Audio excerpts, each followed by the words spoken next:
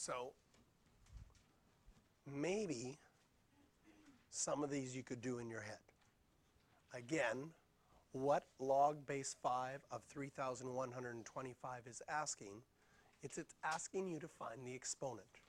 5 to what exponent is 3,125? Now, if you want to solve this algebraically, the first thing I'm going to get you to do is say, let x equal this. And because we're not as comfortable working with logarithms, because they're new, just got introduced to them today, we're going to take that log equation and change it back into an exponential equation. So if I have x equal to this, well, my base is 5, my exponent is what I'm trying to solve for, and it's equal to 3,125. Now, that's one higher than we put on our powers chart. But you would solve this without a calculator the same way you solved exponential equations before. Can we write both sides with the same base?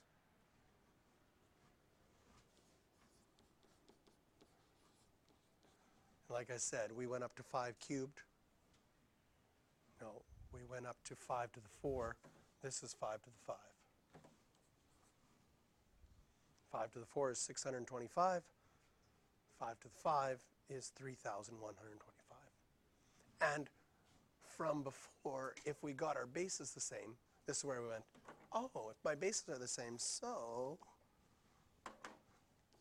my exponents have to be the same, and x is equal to 5.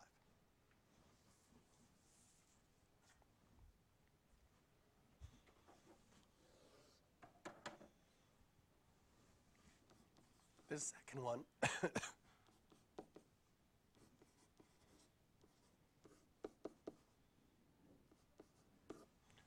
216. Is it on your powers chart for sixes? Yes. Once we let x equal this, we can change this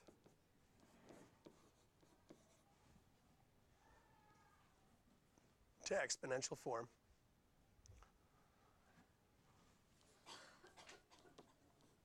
And 216 is 6 to the 3. What do we do with the power in our denominator? We can use our negative exponent law and write that as 6 to the negative 3. And now we have the same base on both sides, so we can go, so x would have to be negative 3.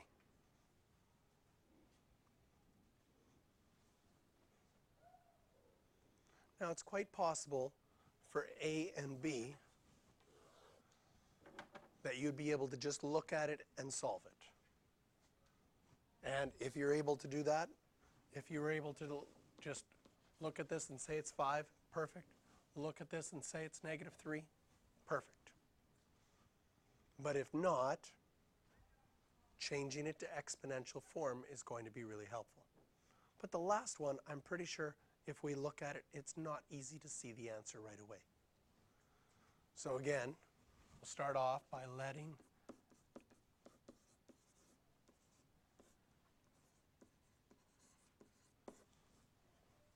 and some of you might say, what happens, Mr. JR, if I don't do this first step and I just right away write 8 to some exponent x equals 2 cube root of 2? Well, technically, if you don't write that first line, it's an E3 error. If you introduce a new variable without defining it on the exam, they take off a half a mark because where did this x come from? There's no x in the question, and you just made up an x. So if you say, let x equal this, then you're fine. So now I can change it to exponential form. Are 8 and 2 on the same column of our powers chart? Yes. We can change the 8 to 2 cubed. 2, we can change the cube root to 2 to the 1/3. And now we have to use our exponent laws. And this is why this is really good practice for your quiz on Monday, because the first step isn't on your quiz on Monday, but solving everything after this first step, that's a big part of your quiz on Monday.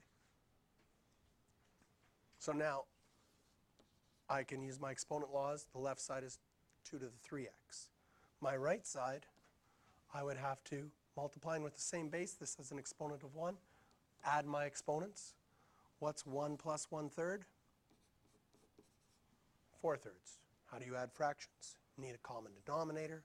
So 1 would become 3 over 3 plus 1 over 3, 4 over 3. Now we've got the bases the same, so we're at the step where we can say, so since my bases are the same, 3x has to equal 4/3. But that hasn't solved for x yet. How would I solve for x? I'd have to divide both sides by 3, which would give me 4/9.